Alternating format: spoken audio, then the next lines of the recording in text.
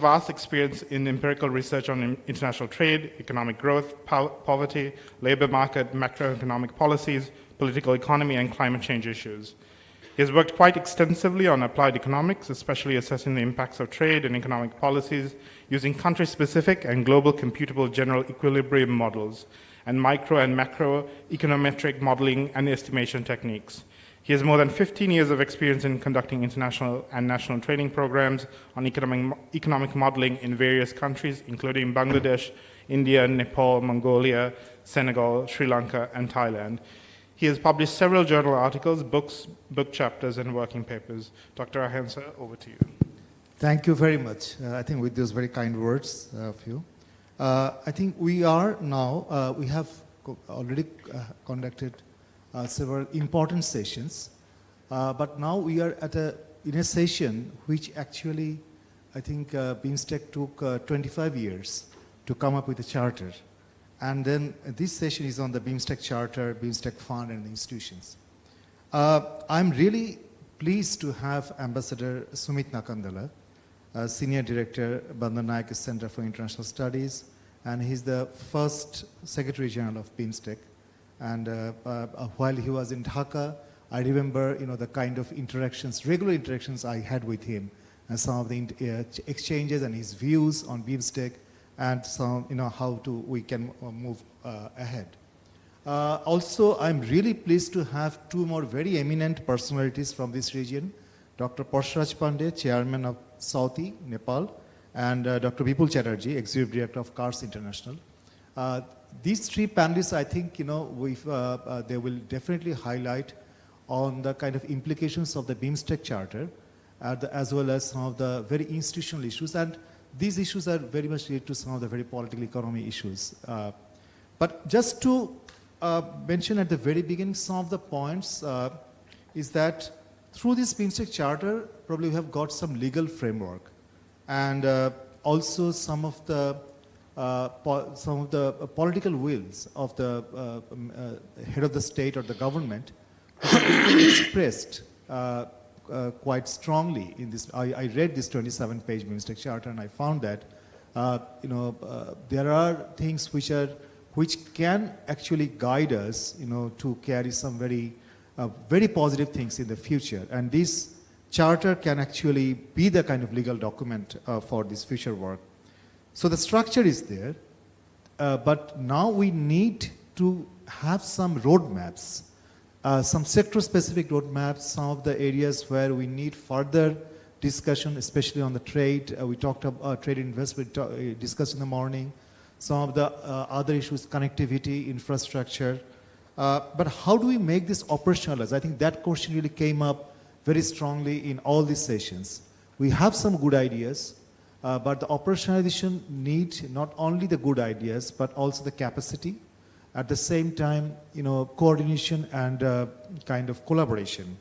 So how we can do that? And at the same time, in all these activities, BIMSTEC Secretariat would work as a kind of center body.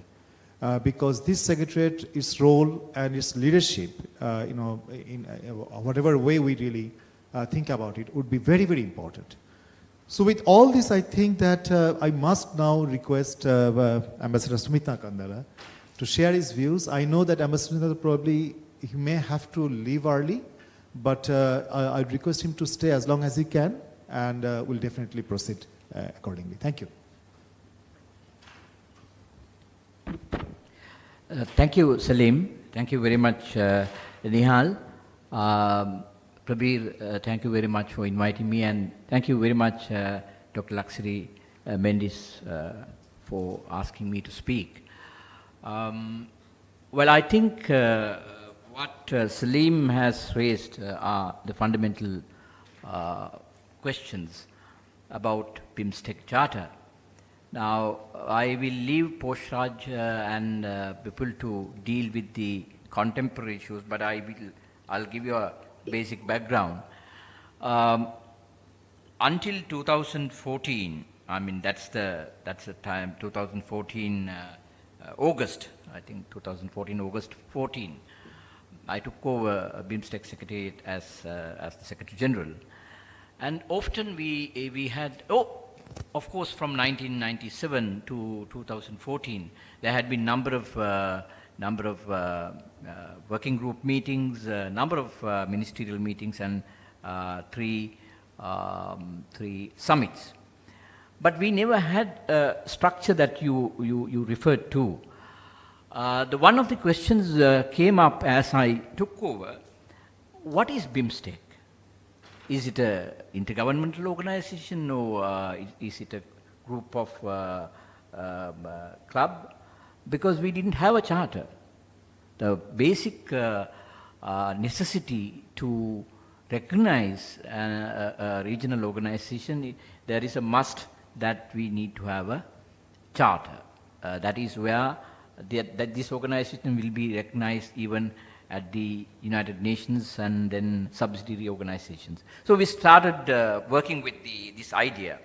We started working with the possible charter, but when I brought this idea to the leaders of the member states, not the political leaders, others, especially at the level of the ministries of external affairs and foreign affairs, they were empathetic, and then they said, Mr. Secretary General, what we need from you is to establish the Secretariat on a firm ground, and thereafter we will move step by step. So that 3 years we started working towards establishing Secretariat. In fact, when I moved into Dhaka in August, in my table, in the room on my table, there was not a single piece of paper. We had to collect papers, collect previous documentation, because until the Secretariat was established, we had the BIMSTEC working group in Bangkok. The Ministry of Foreign Affairs of Thailand so kindly accommodated this BIMSTEC center, working group center. So that's where we started. That is very important historical evolution. In fact, I have, like you said, a 27-page document I have glanced through. I didn't study in detail, but I could recognize the old inputs. I mean, these are evolutionary process since 1997. It has been remarkable. Well, one can argue for and against why it has taken 25 years to have a charter. But I think there was what you need is a kind of understanding and the maturity among the member states to enter into a legal framework. It's like marriage without agreement. You see, this is important, because the moment you have organization at the first step with the legal structure, then it is very difficult. There is no flexibility. So one of the, among other matters, in fact it is very well mentioned in the charter, how many times the ministerial meeting should happen. So whenever I raise this issue with the host government and the others, we need to have a ministerial meeting. Do we have any rule? So we need that. So I think it is very, very clearly articulated and embedded into the current charter. What is the ministerial meeting? What is the senior officials meeting? How many in how many years? Basically, role of the chair. It is very clearly. I mean, certain things are not adequate enough. But then I think we have got the best deal now after 25 years. So this is important, as you, Salim said. Having a charter is important for the progression of the for any organization. In terms of BIMSTEC, I think we started with 4 member states. It is in 1997. It is called BISTEC, Bangladesh, India, Thailand, Sri Lanka Economic Cooperation, and which got expanded later on to Bay of Bengal initiative, and with 7 member states. So I think I heard that yesterday also during the inauguration there were certain concerns about the charter. The charter also provides the amendments and subject to the approval of the member states and the discussion. And it also very specifically says the role of Secretary General, role of the Secretariat. We believe that one of our submission to the member states was and has been, and it will continue to be, that in order to ensure the regional integration process in the Bay of Bengal, you need a strong secretariat. It doesn't mean that the organization should be driven through the secretariat, but secretariat will have to facilitate greatly. I think it had happened since the establishment of the secretariat in 2014 till today. I think secretariat has played a very pivotal role. In fact, apart from managing intergovernmental affairs like the various meetings which I referred to, senior officials meeting, permanent working group meeting, then sectoral meetings. I think Secretariat has started the first 3 years. We started the BIMSTEC Foundation lecture. We had a number of outreach activities, BIMSTEC roundtable meetings. We hosted a number of activities to reach out to the people, not only ordinary people, but also academics and others as well. Of course, we again, a very interesting thing was first time we had the BIMSTEC Film Festival. I think just before my departure, 2017, we had the BIMSTEC Film Festival inside the BIMSTEC Secretariat, which was given to us by the Bangladesh government. So all in all, I am for, undoubtedly I am for the structure called BIMSTEC Charter. Now, you can bring another comparison. When SAARC was started in 1985, the establishment was along with the Charter. So we have this difference. I think some of the member countries within the region held that opinion that let us try the experiment and then bring the structure later. So let us see how the structure can be molded as we walk through the pathway. And having said that, many critiques, I think, many critiques of BIMSTEC says that why it has taken 25 years. I don't think that it is a fair critique by any means. Not because I was the Secretary General and saying that I have the moral duty to speak and defend the BIMSTEC as an organization. Experience elsewhere gives this lesson. It takes, as Salim made the reference and alluded to, we have now the structure, then what we need is the political commitment. Now the political commitment does not come without the political maturity and understanding. That is also important. Now, who thought in 1950s, when the forefathers, or the rather founders of the European Coal and Steel Community thought that European Coal and Steel Community will become the political union years later? Nobody thought that. Nobody thought that European Coal and Steel Community will become present-day European Union. So regional integration everywhere has its own dynamics. Now look at ASEAN, look at some of the regional institutions and organizations in Africa and elsewhere. So every organization had its own internal dynamics and then external dynamics among the member states. ASEAN started with a different agenda, but they came out with economic kind of union and economic union for South and Southeast Asian nations.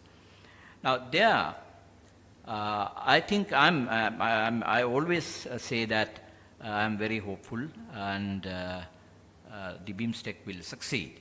Now there are certain prerequisites, and Nihal and Prabir and then Salim knows very well, and some of the economists gathered here.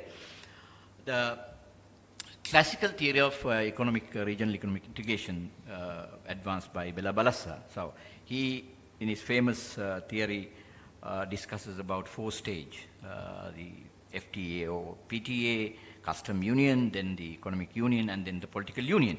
Now this is a classic approach. Now that classic approach had succeeded in elsewhere. In Europe it succeeded, in ASEAN it succeeded, but then subject to the external and internal dynamics and the political commitment. So as we celebrate 25 years of BIMSTEC, and as we have just concluded yesterday the 5th BIMSTEC summit, I think time is ripen and opportune to focus on what else we could do. For that, I think Charter provides a very important cushion and platform. It has given certain directives to the Secretary General and the Secretariat. No member state can say, no, we can't do that. No, certain principles are there. So those principles would be extremely important in order to promote the regional cooperation and the integration in the Bay of Bengal. Now finally, I would like to conclude. This is a story that my friends in the audience are aware, that the regional integration in the Bay of Bengal is not a new thing. It was there because centuries ago, especially before the advent of the colonial entry of the colonial powers into the Indian Ocean and the Bay of Bengal, the Bay of Bengal was the center of world economy. That has to be kept in mind, and ample literature is available to illustrate that the Bay of Bengal had several trade networks from 1300 AD to 1500 AD.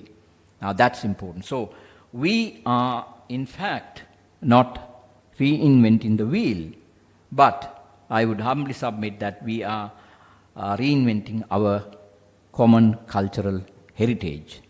I think based on that, it is my firm conviction that BIMSTEC will succeed, the integration process in the Bay of Bengal will succeed, because the history says that. If you believe in history, that is the most important aspect, I would say. Now the BIMSTEC Secretariat can't give any excuses, because the framework has been given. Some more need to be devised. In fact, the Charter itself mentions about that certain regulations and other things will have to come later. So, Mr. Chairman, I suppose this is my submission today. Thank you very much, Nihal and Salim and Dr. Laksiri for inviting me. Just thought it's not an academic explanation, but what I said is the personal and pragmatic assessment and experience which I received as the Secretary General. Thank you. Thank you very much, Ambassador Sumit, especially your emphasis on the kind of how this legal framework can be actually translated into a practical document. And, and actually it shows that a lot of things need to be done, but those things now you have got the very strong legal basis. I think this is something, and your point on that I think is very interesting and very important that the BIMSTEC Secretariat can't say no to many things. They have the responsibility. Actually, they have the responsibility to now abide by the charter as well. That these are the things which have been committed now, and how we can make a good, visible progress in the cooperation. Thank you, Ambassador. Now, Dr. Parshraj Pandey, Chairman, South Asia Watch on Trade, Economics and Environment, Southi of Nepal. Dr. Pandey has been one of the pioneers of region integration in South Asia and also in the BIMSTEC region. And also, Dr. Pandey, I would have a small question for you too. That coming from Nepal and as well as share, for example, for Bangladesh as well, the similar concern whether small country or the country of landlockedness, because we have differences in geographical position as well as there are structural issues. Do you think the charter or the kind of agreements which have been signed in BIMSTEC, in summit, they reflect this, and whether how do you really take these issues, and what would be your view? Please, Dr. Pandey, over to you. Okay, thank you, Chair, and good afternoon. And first, let me thank the organizers, ANEM, USAID, ELKI, for availing me this opportunity. And I'll come to your questions, Shalim, later, but I just want to give, a broader picture, the perception I get out of this BIMSTEC charter. And before that, let me start with my limitation. I had cursory look at 21 pages BIMSTEC charter only this morning. And I was also enlightened by the remarks of Sumit, the first Secretary General of BIMSTEC, particularly on the process of the preparations of the charter. And you, Dr. Shalim and Sumit rightly pointed out, after 25 years of Bangkok Declaration, and also the existence of BIMSTEC, I think the signing of BIMSTEC Charter is a turning point for BIMSTEC. And as First Secretary General rightly pointed out, it provides a new hope for BIMSTEC countries, particularly in this post-COVID and post-Ukraine war, new economic order for the development, socio-economic transformation, and progress of member countries. This charter formally confers BIMSTEC a legal person. And it also ensures a rule-based system that lead to more compliance to the agreed rule and accountability. Here, neither Secretariat, as Sumit have indicated and Shalim indicated, they can't say no. It's not only Secretariat, even the member countries cannot say no. To the areas we agreed under this charter. And I think this charter is a living document, as there is a provision to review this charter in 6 years' time, and is also open for membership as well as for areas of cooperation.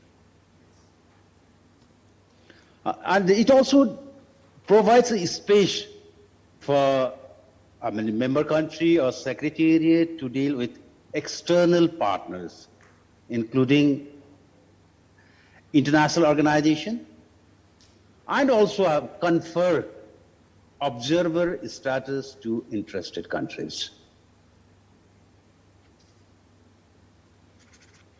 In fact, for me, the beauty of this charter is that it stands for flexibility, pragmatism, consensus building, and also graduation in the process of regional cooperation. Well, having said all that, let me highlight some of the issues which I think the Charter has failed to articulate properly. First, I would have been happy if the Charter has clearly mentioned strengthening of democratic values, human rights, rule of law, and good governance in the BIMSTEC region.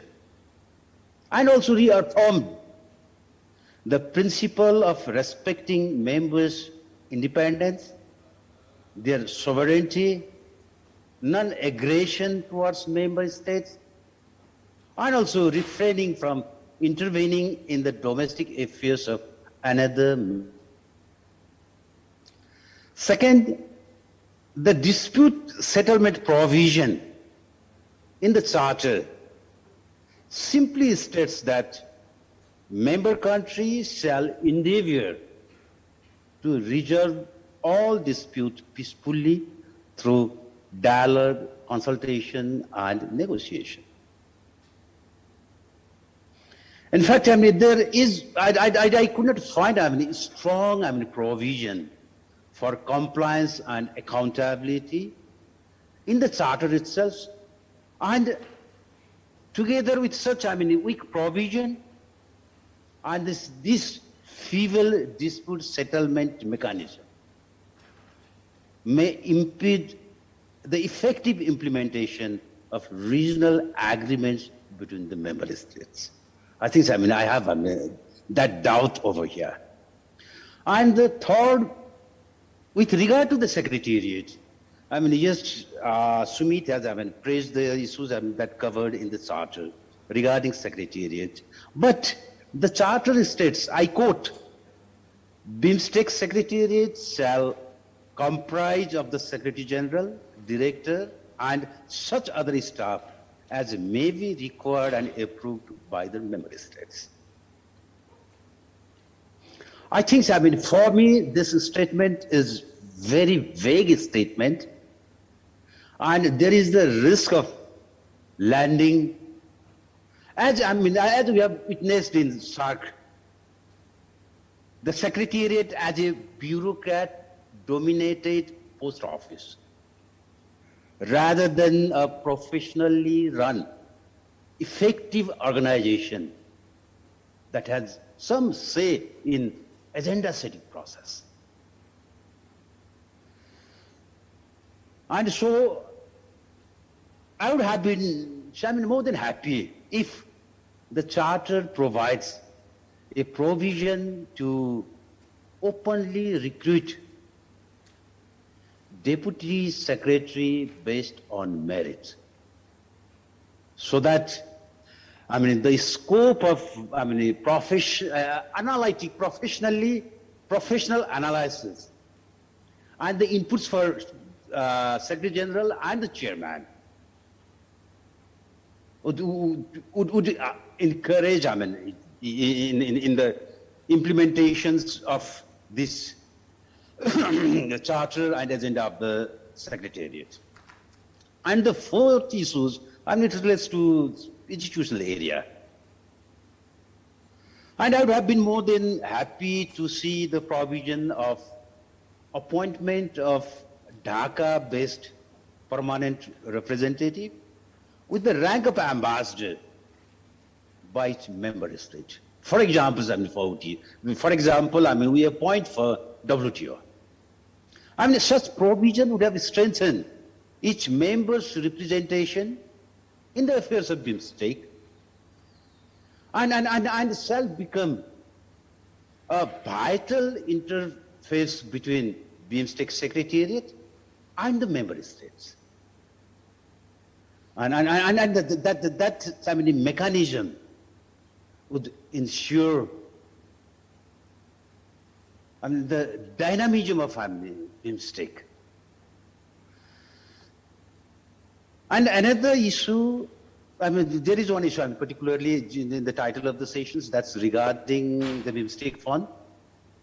And I endorse that idea of establishing that BIMSTEC fund I mean, here we have updated our BIMSTEC transport infrastructure and logistics study, which has identified key infrastructure projects in the areas of road transport, railway transport, maritime transport, aviation, and also, I mean, on areas of trade facilitation. I mean, to implement, I mean, those projects, we need resources. Adequate resources are available. I mean, for this, BIMSTEC Infrastructure Fund would be the appropriate, I mean, special purpose vehicle, I mean, for BIMSTEC countries. I mean, here, maybe out of that, I mean, fund, we can create, I mean, many special purpose vehicles to implement those infrastructure projects. I mean, here for this BIMSTEC infrastructure fund, I mean, members can contribute in the fund, and we can also ask, I mean, observers 72 contribute on it, and also multilateral finance. We can engage multilateral financial institutions like World Bank, ADB, Asian Infrastructure Development Bank, and so on. So, in addition to that, I mean, establishing infrastructure fund, we also need to engage and mobilize private sector in infrastructure development. And for this, I think we need, I mean, some sort of common BIMSTEC standard for public-private partnership. And that will, I mean, ensures, I mean, effective participations of private sector in infrastructure development. Well, I think, I mean, I have exhausted my time. I stop over here, and will be happy to respond to any questions or queries. Thank you. Thank you, Dr. Pandey. I think. Thank you. Over to you, Chair. Yes, thank you. Some very excellent points. I would say that these would be, I think, need to be worked out in the future, especially if the charter so far has laid the foundation. I think some of the points what you have mentioned, this will be very, very extremely important, especially the way you mentioned that who will be the staff at the BIMSTEC Secretariat, their appointment process, and their kind of responsibility and the kind of power that they should have in their hand, and the kind of expertise. I think these are very, very important points. And apart from that, you also mentioned some other very interesting issues. So we'll definitely come to you with questions and comments. Now, let me invite Dr. Vipul Chatterjee, Executive Director of CARS International India. Dr. Chatterjee definitely will reflect on the BIMSTEC Charter, but at the same time, you know, India's role is extremely important. So in various forms, and already we have heard Indian Prime Minister Narendra Modi, he mentioned increased allocation and contribution towards the development of BIMSTEC Secretariat, institutional capacity building, so which goes very much in line with the charter as well as some of the commitments, you know, some of the targets, you know, which you really want to achieve. So over to you, Dr. Chatterjee, to hear reviews. Thank you. Thank you, Salim. We begin with by thanking the organizers for organizing this session and for inviting me to speak. Good afternoon, ladies and gentlemen. It's great to hear both Sumit and Parshraj on this subject, important as it is. So let me begin with by picking from the last point which Sumit has made about the historical significance. I think there is some misconception or misinterpretation of perceptions which is there even today, and even from the writings of some of our former ambassadors, that BIMSTEC is a combination of South and Southeast Asia. BIMSTEC is like South Asia going to the east and Southeast Asia going to the west. I think BIMSTEC has its own identity, and that is the Bay of Bengal. If we look at the geography, all countries, all 7 member countries, Bay of Bengal is the binding factor. And this binding factor is there for centuries, through trade, through connectivity, through various other means, people-to-people contact, through religious contacts. So, therefore, And it's also, if I look at the geography very carefully, over centuries, not just for today, it's also a large part of the Indian subcontinent, which we tend to forget, we have forgotten more or less, because of the cropping up of these new terms in the Cold War era, which is South Asia, Southeast Asia, all these new terms. We know from where these terms have come. Now, having said that, it is good that finally we have this charter. Though it took almost 25 years, more than 25 years to come out with this charter, that speaks for itself about the quote-unquote political will. But finally it is there. And that gives I would say, a stamp, a formal stamp to the identity of the BIMSTEC as a group. How it is going to play out, that's something we need to see. But the good thing is that instead of having a laundry list without any secretarial backup and without any research, I don't know how much political will that backup was there. Instead of that, I think today with this charter, we are going to have something which is much more manageable, much more coherent, but definitely the proof of the pudding will be in the eating. We don't know how all these subjects are going to be implemented. And unfortunately, we didn't see much progress in that respect. Of course, if I compare the BIMSTEC declaration from Kathmandu in 2018 with the Colombo declaration, there is hardly any difference in specific issues. Now, often we say that, and this is also when we talk about SAARC, South Asia, that state, fortunately. Often we say that we are least integrated region of the world because we don't do trade with each other much. And I think there is a serious flaw in that argument. And when I'm saying this, I'm putting it in the context of BIMSTEC. Taken together, I think the size of the BIMSTEC, its economic size is about $4 trillion. And one of those economies is almost $3 trillion. So we are dealing with one large economy with a number of small economies. Small because of geography, because of population, nothing else. Of course, there are other factors out there, but given their level of development, economic size is going to be. Therefore, my question is how much more that we can trade with each other. That doesn't mean I'm saying that this region is very much integrated. My point is that we are less integrated because we are less connected. Unfortunately, this charter has put emphasis. That's the good part of connectivity. Whether it is physical connectivity, whether it is postal connectivity, by physical I mean road connectivity, whether it is energy connectivity, digital connectivity, you name it. But again, as I said, what happened to the postal shipping activity? Is there any progress there? What happened to the motor vehicle sector? Is there any progress there? So unless we see progress, and definite progress, not just a framework agreement, I think we'll remain less integrated. And while it is good to have this charter, an emblem, flag, everything is there, fine. Unless we see progress on the ground, people are not going to take notice of it.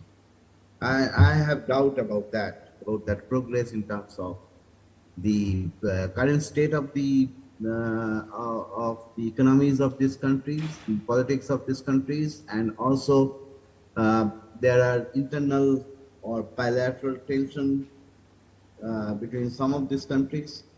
So, so that we have to take into account. But we have to also see that how we can make incremental progress. And that's where I think the role of the Secretariat comes in. Unfortunately, it is weak, the staff. And there, I think we need to have as much emphasis as possible. So I welcome this the announcement by the Indian Prime Minister of $1 million to strengthen the secretariat. I don't know how $1 million, what is going to happen, how much can be done with that. But definitely we need to have strengthening of the secretariat. I agree with the suggestion which Parshraj has made in that context, lateral entry. But where is the fund? That is the question. We're not going to get competent people by paying less. That's ruled out. So it's a challenging situation, but I think with this charter in place, we need to now see, and it is also the responsibility of bodies like us, the non-governmental bodies, think tanks, to push the agenda, push our respective governments. By push, I mean advocate with our respective governments to see to it that things happen on the ground. And I would say three things which there are possibilities of movement, positive movements on the ground. One is, of course, the postal shipping agreement, regulatory coherence in postal shipping among these countries, because all these countries are dependent on postal shipping for their economics, for their economic development, and of course for trade and connectivity. Second is motor vehicles agreement. Fortunately, we are now seeing some good progress in respect to the BBIN motor vehicles agreement. India, Myanmar, Thailand, where the motor vehicles agreement will be more effective, more important for these countries. Again, there is some progress.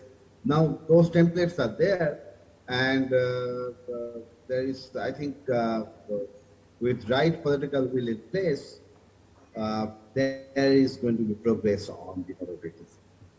And I also understand that this BIMSTEC grid connectivity is not just grid connectivity, which is important, but also energy connectivity, not just grid connectivity.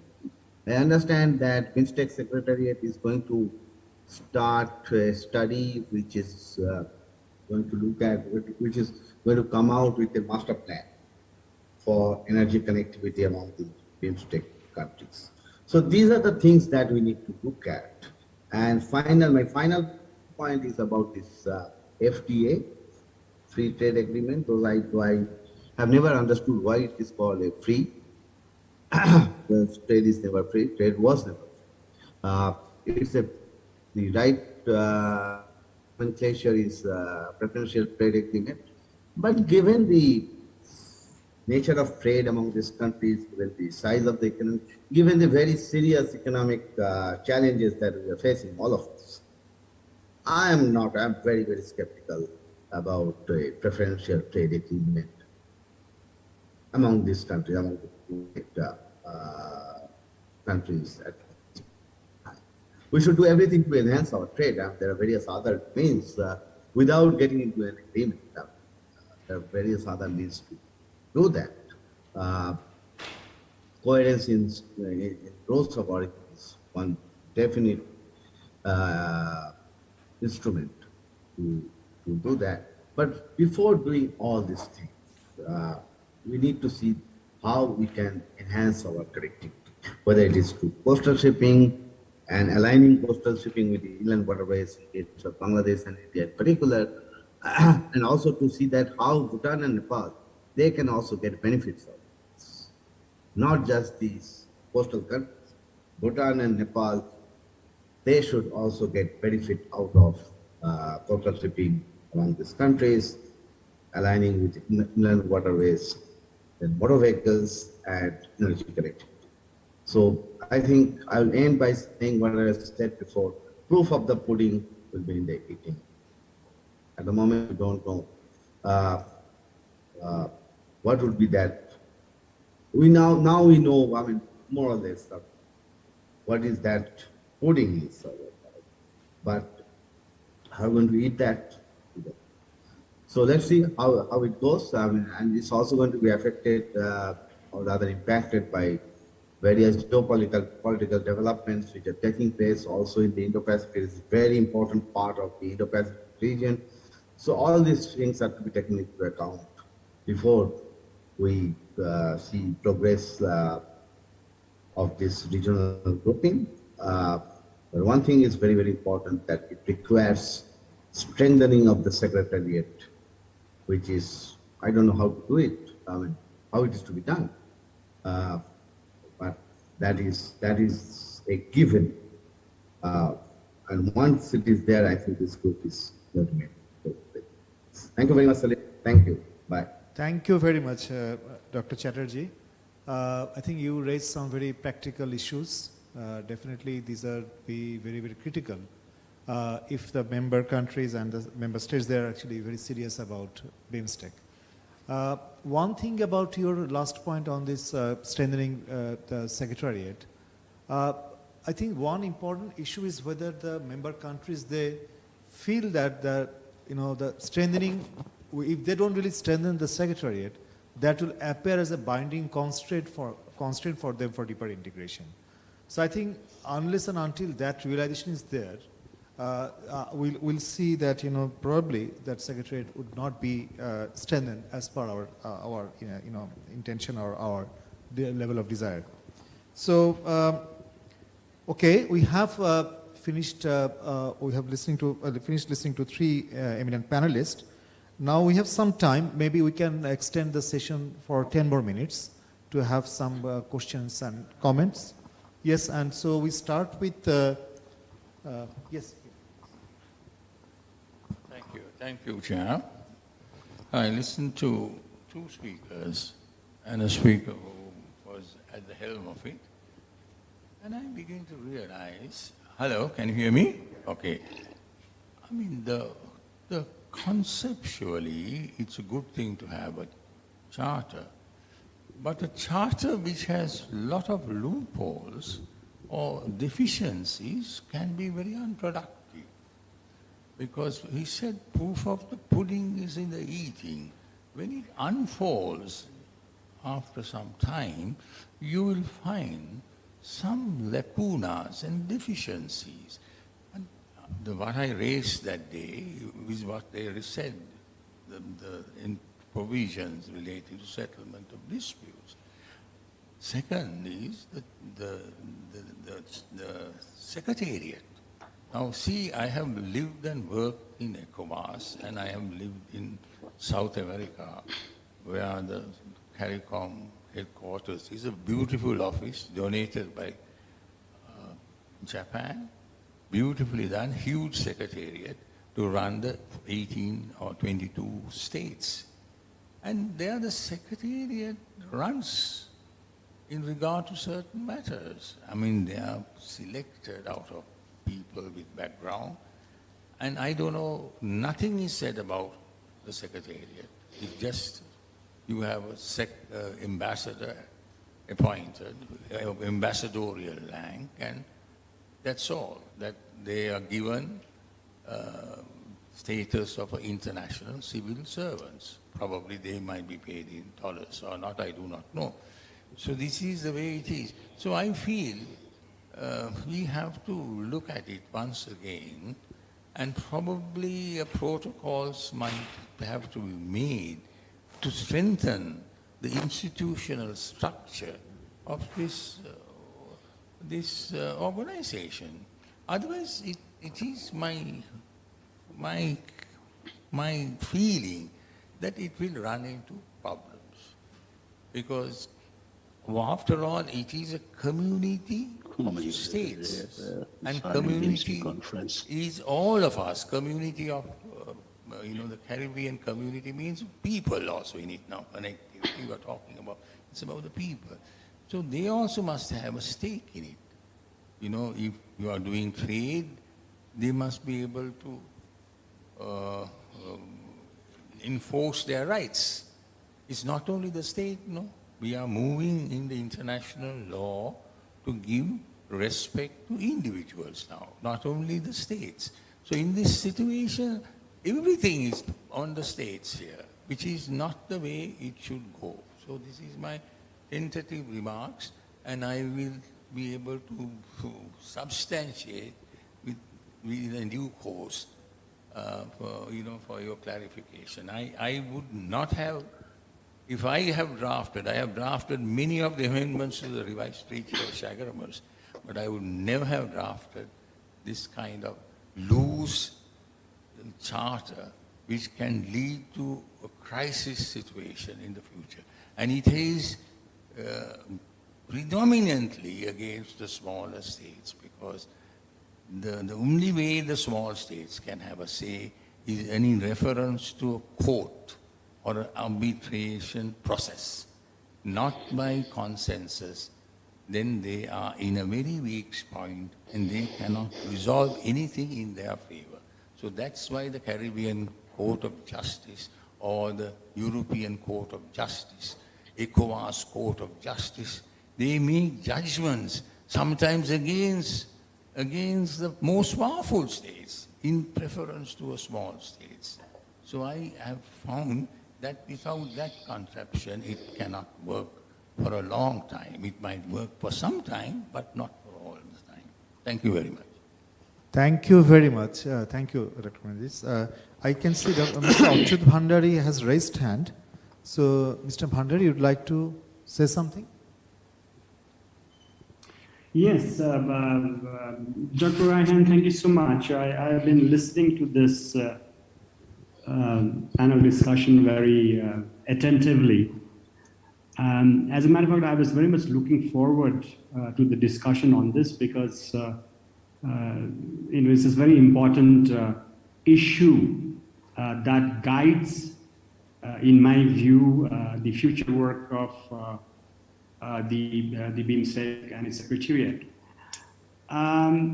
Despite my cautious optimism, which I expressed earlier when I was chairing a session, when I read the charter, which I just got it, and thanks probably for sending it to me. I got it about half an hour back. I tend to agree with the previous two speakers that it lacks teeth. It is not forward-looking. It, in my view, is similar in many ways, like the SARC Charter. It talks nothing about the resources that are required to be, that we require to make BIMSTEC, meaningful and practical to the member states. On the Secretariat, I have a slightly different view. The Secretariat has to, has to be big or small as per the work that the member states are prepared to give it to it. And when I look at the, and I can see why the Secretariat has not been made so well. I wouldn't like to use the word powerful. Made, provided with more resources, and of course, I'm not discounting what the Indian Prime Minister generally contributed. I'm sure that will help to some extent. But the Secretariat's role is only to the extent that member countries are willing to give it to it. So when I look at the Charter and even read the declaration, I don't see that much of work that is being given to the Secretariat, except to prepare that action plan for the 7 sectors.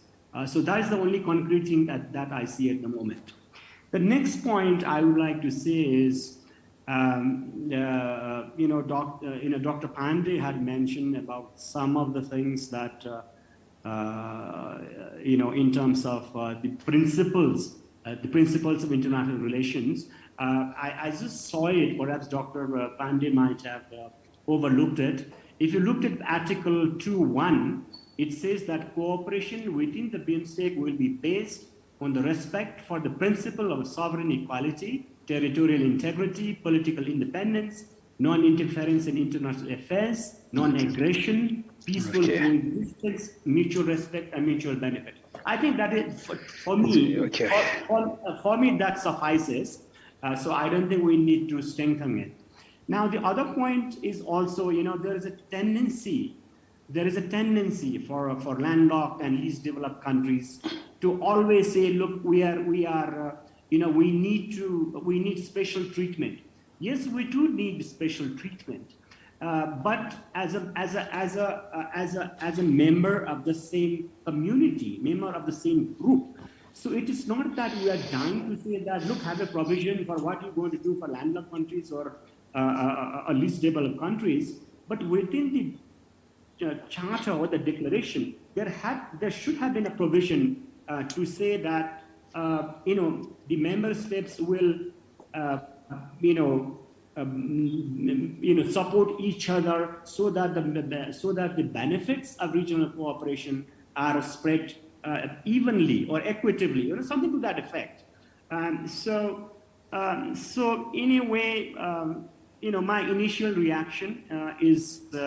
I tend to share with the previous speakers. It's not very exciting to read the charter, and as far as the declaration is concerned, I didn't have the last page.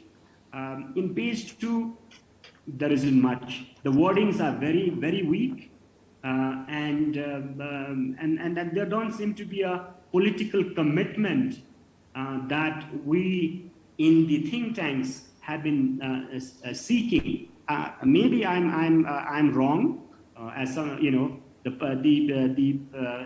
the taste of the pudding is in eating, and let's wait. And at least there is a provision that the charter can be revised amended in six years. So that means we are buying another 6 years of time. And I don't know when it is going to come into effect, because all 7 countries have to ratify it. So having said that, I still is better than nothing, and at least one good thing is that they have agreed to meet every second year, the summit, the minister meetings every year, and little bit additional work with the secretariat. So hopefully this will create an environment for taking bolder steps in the future. Thank you. Thank you, Mr. Pandey. I have got a question in the chat box, or what are the major areas, I think Srijana Tiwari, she asked, what are the major areas where BIMSTEC fund can be mobilized? And also, is there any special fund for landlocked member state?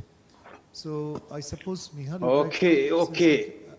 Yes, I'm coming to you, panelists. Can I step in? Yes, I'm just checking whether there is any final question, so I'll get back to you, Dr. Pandey. Okay. So Nihal, would you like to say something? No, I'll just take because of the time constraint, if you can say something, then I'll go to the panelists for their final roundup. I think it's becoming very clear that although the declarations were made by the heads of state, the charter hasn't really absorbed, or I'm not sure what the process is, haven't probably had chance to really absorb and incorporate everything that they wanted to do.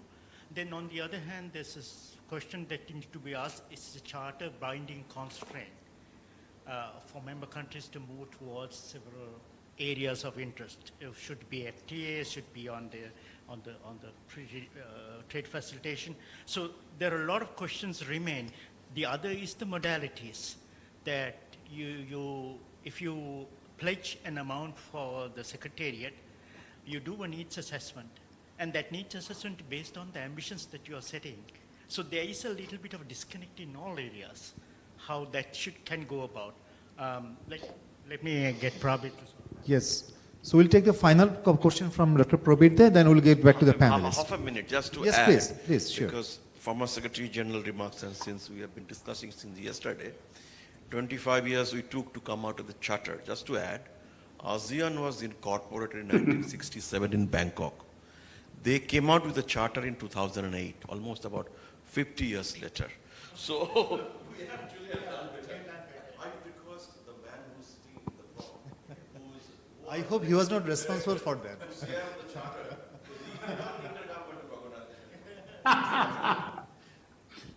Thank you, thank you. So now we are getting back to the panelists. Unfortunately, Ambassador Sumit Nakadala had to leave for a meeting.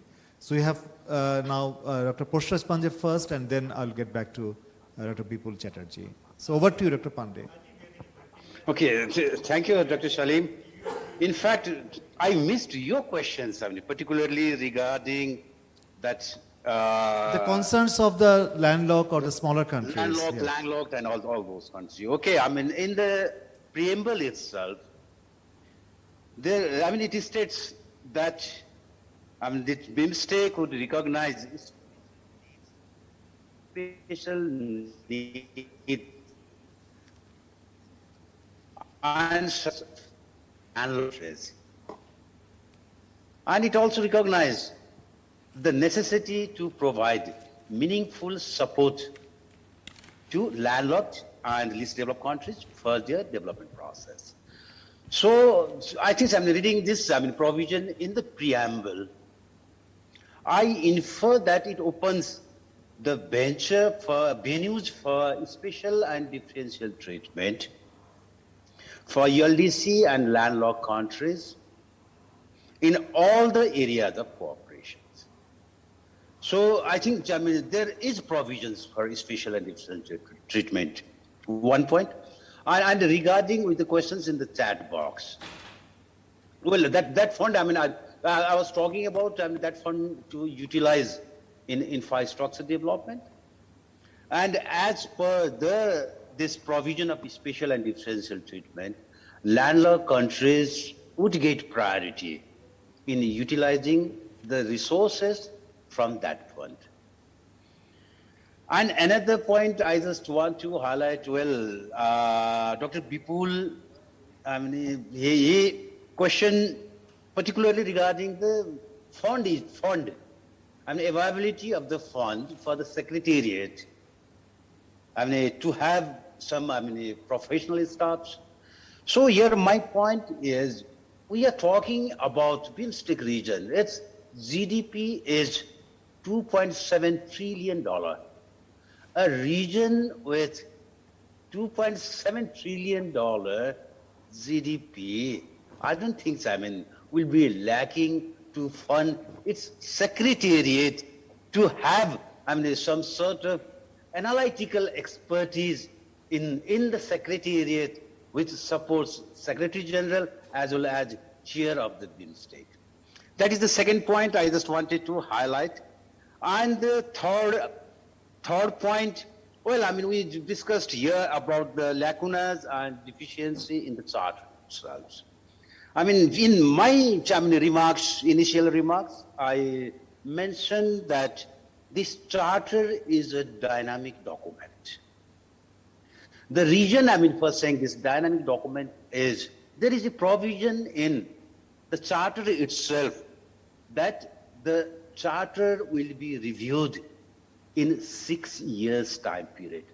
So whatever, I mean, lacuna deficiency are there, we can review, I mean, with the consent of, I mean, member states after 6 years. I'm quite optimistic that, I mean, we can review and we can address all those lacunas and the deficiencies in the charter. And my last point, I would like to thank, I mean, Chatterjee. Yes, of course, I mean, I overlooked the provision of Article 2 that is basically relates to principles of the BIMSTEC. But here again, my pointer, I try to underline the importance of democratic values, universal human rights, and also, I mean, the rule of law. I mean, those issues I just wanted to underline, I mean, in my remarks. Okay, thank you. Over to you, Chair. Thank you, Dr. Pandey. Dr. Chatterjee? No, I have nothing more to add. Thank you very much. I think all these are fine. Rule of law, democratic values, all these things are fine. But we have to also keep in mind the ground realities and most importantly, our interests, particularly our security interests. So given that, I mean, the other day somebody asked me a question, what do you think about our foreign policy? Is it pro-Russia, pro-America, or is it still non-alignment? my answer is that it is pro-India, and that is what it should be. Anyway, thank you very much, Salim. I think it was a good discussion. Let's see how things go forward.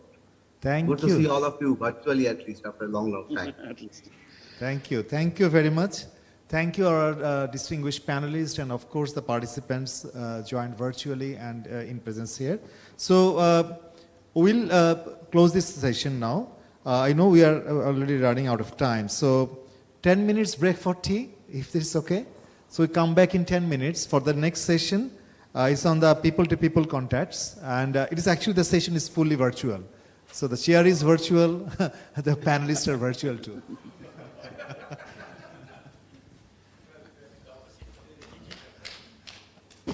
For the